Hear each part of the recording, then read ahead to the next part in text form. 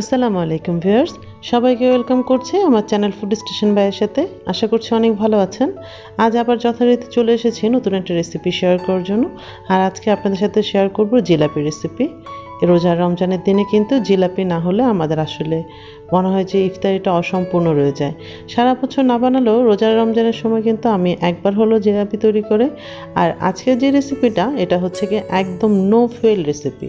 আমি অনেক recipe try করেছি, এটার মতো তো পারফেক্ট ফলাফল আমি কোনো রেসিপিতেই পাইনি। আমার আজকের এই রেসিপিতে আপনারা যখন তখন 10 মিনিটের মধ্যে ইনস্ট্যান্ট জিলাপি বাসায় তৈরি করে নিতে পারবেন।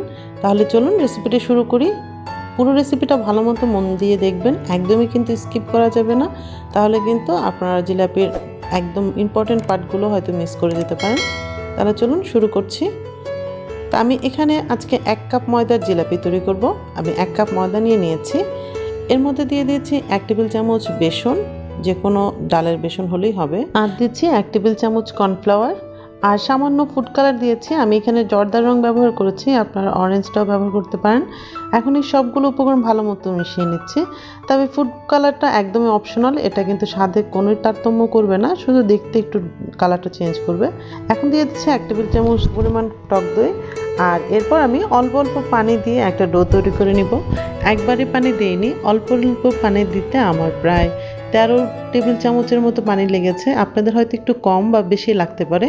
আর দেখতে পাচ্ছেন কেমন টেক্সচার হবে, একদম কিন্তু পাতলাও হবে না আবার ঘনও হবে না, একটু আঠালো একটা টেক্সচার হবে। উপর থেকে ফেললে অনেকটা ফিতার মতো পড়তে থাকবে। আমি জিলাপির ডো তৈরি করার জন্য হ্যান্ড উইস্ক ব্যবহার করেছি, আপনারা চাইলে চামচ দিয়েও করতে পারেন।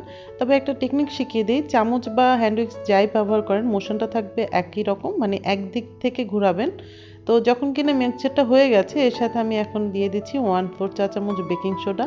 অবশ্যই বেকিং সোডা দিবেন, বেকিং পাউডারটা কিন্তু দিবেন না। আর বেকিং সোডা দিয়ে খুব আলতো হাতে মিশিয়ে নেবেন, খুব দ্রুত মেশানোর দরকার নেই। এরপর আমি দেখাচ্ছি আমি এই জিলাপির শেপটা দিব কি দিয়ে। আমি এখানে একটা সসের বোতল নিয়েছি। এই সসের বোতলটা আমি ব্যবহার করব। এটার মুখটা ছিদ্রটা যতটুকু সাইজ, এই সাইজের হবে জিলাপি। তবে আপনারা চাইলে এরকম জিপলক ব্যাগের মাথায় এরকম একটা লিখার যে নজল সেটা দিয়ে করলেও হবে। তাছাড়া আপনারা চাইলে কোনো জিপলক ব্যাগের মাথাটা কেটেও করতে পারেন, কিংবা বোতলের মুখা ছিদ্র করেও করতে পারেন, কিংবা কোনো প্যাকেটের একটা কোনা কেটেও করতে পারেন। তো এরপর আমি চলে যাচ্ছি সিরাপটা তৈরি করতে। এই জন্য একটা ছোট হাঁড়ির মধ্যে আমি 1 কাপ পরিমাণ চিনি দিয়ে দিয়েছি, আর তাতে দিয়েছি আধা কাপ পরিমাণ পানি। তো এই শিরার মধ্যে আমি কোনো গরম মশলা দিচ্ছি না। শিরাটা কিন্তু অনেকক্ষণ জাল দিইনি, জাস্ট একটু চিনিটা গলে একটা বলক আসা পর্যন্তই জাল দিয়েছি। আর দেখুন, একটা দুইটার না, জাস্ট একটু আঠালো হলেই আমি চুলাটা বন্ধ করে দিয়ে এর মধ্যে 1 চা চামচ পরিমাণ লেবুর রস দিয়েছি। লেবুর রস দিয়েছি যাতে করে চিনিটা ক্রিস্টালাইজ না হয়ে যায়। শিরাটা চুলা থেকে নামিয়ে একটু ঢেকে রাখবো, যাতে করে শিরাটা আমরা যখন জিলাপিটা ভিজাবো তখন যেন একটু কুসুম গরম থাকে। আর যদি ঠান্ডাও হয়ে যায় তাহলে একটু গরম করে নিব। তো এখন চলে যাচ্ছে জিলাপিটা ভাজার জন্য। জিলাপি ভাজার জন্য একটা হাঁড়ি আমি চুলায় বসিয়ে দিয়ে তার মধ্যে পর্যাপ্ত পরিমাণ তেল দিয়েছি। তেল কিন্তু খুব বেশি দিতে হবে না, জাস্ট জিলাপিগুলো যাতে করে ভেজে একটু ভেসে উঠতে পারে। তো এরপরে দেখতে পাচ্ছেন আমি কিভাবে জিলাপির শেপ দিচ্ছি। আমি তো দেখেই বুঝতে পারছেন কেমন এক্সপার্ট। জিলাপির শেপ দেখে আসলেই আপনাদের হয়তো হাসি পাচ্ছে, কিন্তু কিছুই করার নাই, আমি এরকমই পারি। বছরে 1 বার 2 বার বানাই, যে কারণে এক্সপার্ট হয়ে উঠতে পারেনি। তবে এই রেসিপিটাতে হয়তো আপনারা আরও ভালো মতো শেপ দিয়ে নিতে পারেন। তা আমি যেমন পারি শেপটা কিন্তু ব্যাপার না। জিলাপিটা দেখতে পাচ্ছেন কি সুন্দর করে ফুলে উঠেছে। তবে চুলার হিটটা কিন্তু অনেক বড় ব্যাপার, তেলের হিটটাও অনেক বড় ব্যাপার। আপনি যখন জিলাপিটা চুলার মধ্যে দিবেন তখন কিন্তু তেলটা একদম পাগল করা গরম থাকবে না, মডারেট গরম থাকবে। মানে গরম থাকবে, কিন্তু এমন গরম হবে না যে আপনারা জিলাপিটা দেওয়ার সাথে সাথে এটা ভেসে উঠবে। জাস্ট দেওয়ার পরে 3-4 সেকেন্ড পরে যেন ভেসে ওঠে, এরকম গরম হবে। আর চুলার হিটটা কিন্তু থাকবে মিডিয়াম টু লো, একদম লো না, জাস্ট মিডিয়াম থেকে একটু কম। যেহেতু জিলাপির ডো তৈরি করার সময় আমি একটু ফুড কালার দিয়েছি, তো জিলাপিটা হয়েছে কিনা কি করে বুঝবেন? জিলাপির কালারটা একটু চেঞ্জ হয়ে আসলে তাতে বুঝতে পারেন, কিংবা যেই চামচটা দিয়ে নাড়বেন সেটা দিয়ে একটু টোকা দিলেই দেখবেন যে একটু শব্দ হচ্ছে, তাহলে বুঝবেন যে আপনাদের জিলাপিটা হয়ে গেছে। আর জিলাপিটা হয়ে গেলে গরম গরম জিলাপিটা ডাইরেক্ট চুলা থেকে তুলেই শিরার মধ্যে দিয়ে দিবেন। আর শিরার মধ্যে এভাবে একটু হাত দিয়ে নেড়ে চেড়ে চুবিয়ে নেবেন, যাতে করে ভালো মতো শিরার মধ্যে ডুবে। আর এইভাবে 40 সেকেন্ড থেকে 1 মিনিট সময় পর্যন্ত ডুবিয়ে রাখবেন।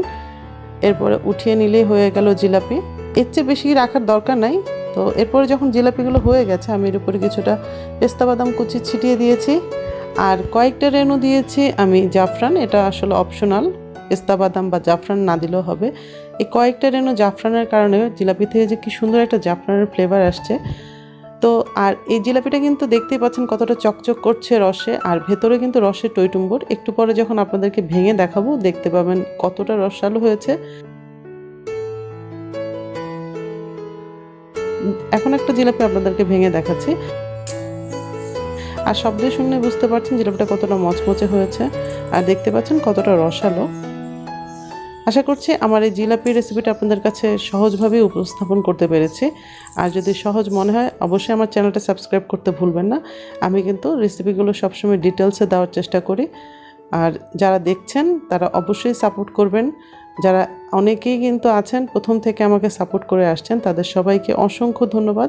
হয়তো সবসময় বললে বোঝাতে পারি না কতটা আপনাদের কাছে কৃতজ্ঞ। তো এইভাবেই সবসময় পাশে থাকবেন।